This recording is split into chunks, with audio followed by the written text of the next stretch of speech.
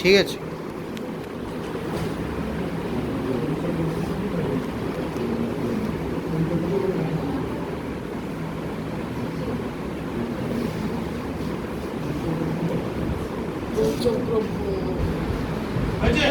পঞ্চগব্য বীজামৃত জীবামৃত হয়েছে কি অসুবিধা হচ্ছে বলো কিছু নাকি আমি কি অন্য কালিতে লিখবো না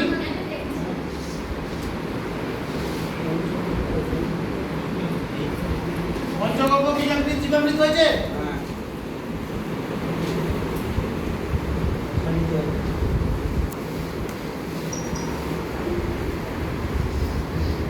অমৃত জল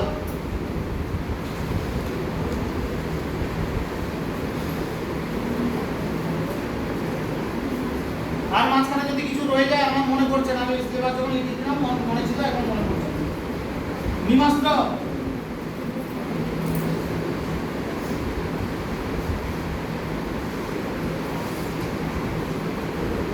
আমি দেখে আসি আজ রাতে আমাকেও করতে হবে আমি দেখে আসি আর আপনাদের ব্যবহারিক জীবনে এটা পড়ার বাইরেও বলছি আপনাদের ব্যবহারিক জীবনে ধরুন গাছের জন্য একটা ভিটামিন তৈরি করবেন কি একটু কোনো কীটনাশক তৈরি করবেন ঘরোয়া যেটা আপনার ঘরের কিছু কিছু জিনিস আমি শিখিয়ে দিচ্ছি শুধু নিমাস্ত্র না নিমাস্ত্র মতো আপনি এনপিকেও তৈরি করতে পারবেন এনপিকে কি দিয়ে না ঘরে যে সবজির খোসা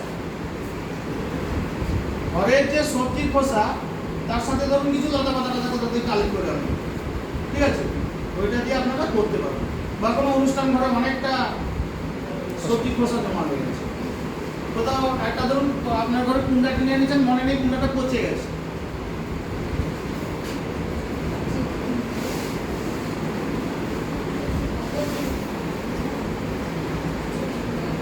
এই যে নাইট্রোজেন আসছে যত রকমের সবুজ পচনশীল পাতা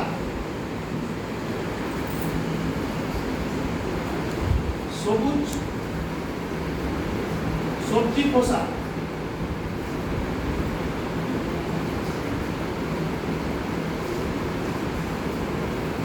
ঘরোয়া উপায় বলছি আমি সেই ওই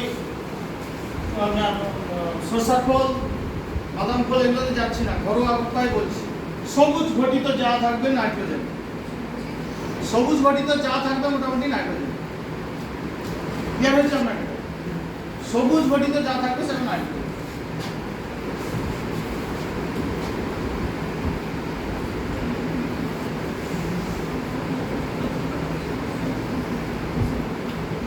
ফসফেট ফসফেট হচ্ছে কি যেটা একদম সোন পাউডারের মতো দেখতে হয়ে যাবে কিছুদিনের ভিতরে কোনো পচনশীল পদার্থ যেটা খয়েরি বর্ণ ধারণ করবে ব্রাউন কালার ধারণ করবে যেটা একটু হলদেটে ভাব আসবে হলদে নয় হলদেটে ভাব আসবে নট ইয়েলো কালার হলদেটে ভাব আসবে বা ব্রাউনি আসবে সেটা হচ্ছে কি ঘরোয়া কি পচা খড়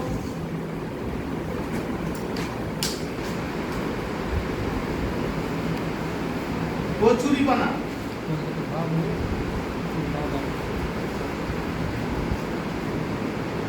ঠিক আছে আরো কিছু কিছু আছে মোটামুটি যেটা পচে গেলে একটু ব্রাউনি কালার চলে আসে ওইটা হচ্ছে আরো কিছু কিছু জিনিস আছে মনে পড়ছে না বলে দেবো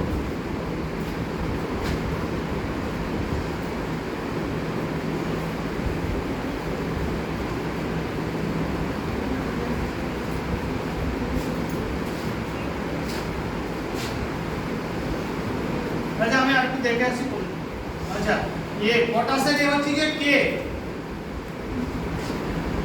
পটাশটা কিসে আসছে কে মানে এটা সাংকেতিক চিহ্নটা কে পটাশে এবার পটাশ কি না হলদেটে পুরো হলুদ বর্ণ ধারণ করবে এমন কিছু ফল আছে যেমন আমের খোসা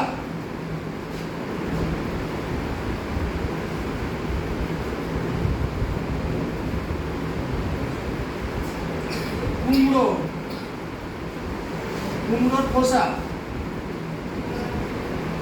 কলার খোসা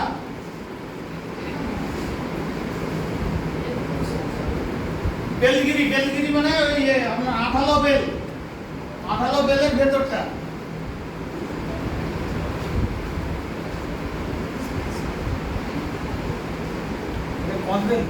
না আটা বেল, আটা বেল।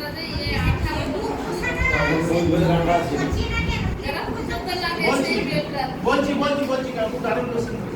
আটা বেল তো আচ্ছা, এই জাতীয় হলদেটে যা আর কিছু লাল লাল ইয়েও আছে, গাজরের খোসা টোসা, এগুলো সব পটাশের source of potash, natural source of potash. আর পটাশিয়াম, হ্যাঁ, কুমড়োর খোসা, বলে দিবা। কুমড়ো খোসা নিচে থেকে কলার খোসা, কলার আর লেবুর খোসাটা অ্যানাদার ম্যাটার, সেটা বলে দিয়ে। আঠালো বেলের ভেতরে কলা পাতা কি বলবো, স্যানিটাইজার জানেন তো, স্যানিটাইজার, গাছের স্যানিটাইজ করে লেবু থেকে মিশ্রিত রস। খারাপ বলছি না, কিন্তু লেবুটা হচ্ছে কি একটা আম্লিক জিনিস, সেটা যদি আমি আমার জৈব সার তৈরি করার জন্য ফেলে দিই, জৈব সারটা হবে কেন, তার তো পিএইচ লেভেল নেমেই যাচ্ছে। এতক্ষণ তো বোঝালাম সেটা, যে অম্ল যদি থাকে পিএইচ লেভেল তো নেমে যাচ্ছে। পিএইচ লেভেল যদি নামে তাহলে হবেটা কি করে? পচতেও দেরি হবে। আরে আপনার তো কোনো ব্যাকটেরিয়া ভাইরাস ছত্রাক দিয়ে আসছি পরপর বিষয়টা, মানে পরপর কোশ্চেনগুলো আসছে বলে বলছি। ব্যাকটেরিয়া ভাইরাস ছত্রাক দিয়ে এবং অ্যালকোহলিক দমনের দ্বারা যে কোনো জৈব নষ্ট হচ্ছে। ইফেক্টিভ মাইক্রো অর্গানিজম শিখাও বলছিলাম, যদি এখনই সময় পাই আমি শিখিয়ে দিচ্ছি। আচ্ছা, তাহলে এটা হয়েছে। যে কোনো জৈব সার তৈরি করতে গেলে জানেন 3-4টা জিনিস একটু খেয়াল রাখবেন।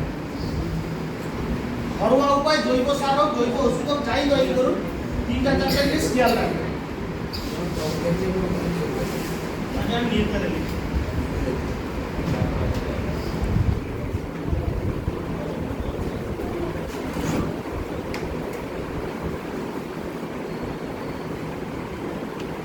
ফাইবারযুক্ত পাতা, ফাইবারযুক্ত পাতা, নারকেল পাতা, ইউক্যালিপটাস পাতা, তারপরে আমরা কি বলে আকাশবাণী পাতা,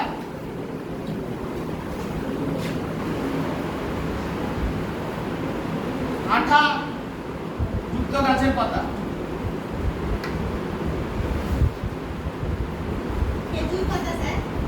সেটাও ফাইবার, প্রচুর ফাইবার। আঠা যুক্ত গাছের পাতা, বেল গাছ, আর ওই যে সে আমরা ছোটবেলায় যে পাতাটা ফুটিয়ে বলে যে আকান্ত পাতা নেই, ডোন্ট ডু দিস, মানে সেগুলো একদম কোনোদিন দেবেন না। লঙ্কা, আদা, রসুন, পেঁয়াজের অবশিষ্টাংশ, ডিমের খোসা, একটা পচতে দেরি হয় কিন্তু ক্যালসিয়ামের ফুড সোর্স ওটা। লঙ্কা আদা হলো লঙ্কা, আদা, রসুন, পেঁয়াজের অবশিষ্টাংশ। আর নম্বর 4